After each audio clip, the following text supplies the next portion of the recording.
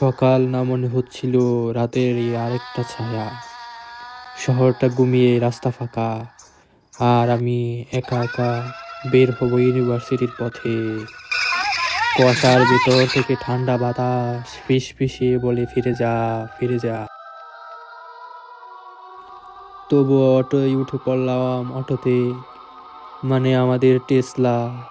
কিন্তু আজ ড্রাইভারটা বেশ চুপ, শুধু আয়নার দিকে তাকিয়ে হাসে।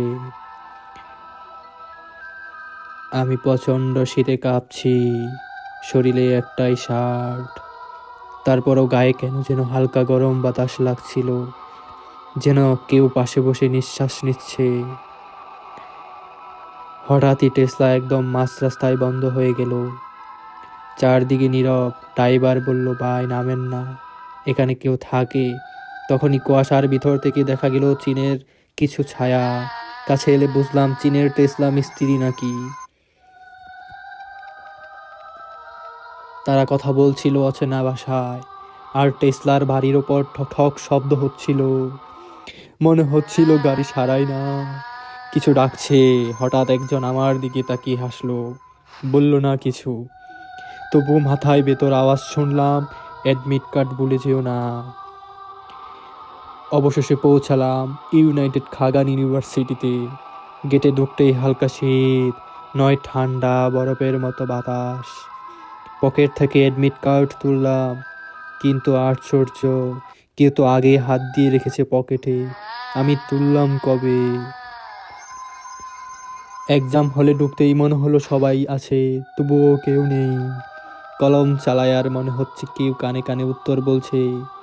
দেয়ালের ঘড়ির সেকেন্ডের শব্দটা আজ অনেক জোর লাগছিল। ঠিক, ঠিক, ঠিক।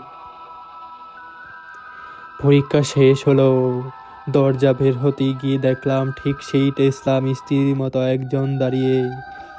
যাও, আজকেই কিন্তু এই গল্প এখানে শেষ না। বাইরে এসে পান সুপারি কিনলাম। দোকানদারের মুখে দেখা যাচ্ছিল না। সে আমার নাম ধরে বলল, আগামীবার আসবেন। আমি নাম তো বলি নাই এখনো।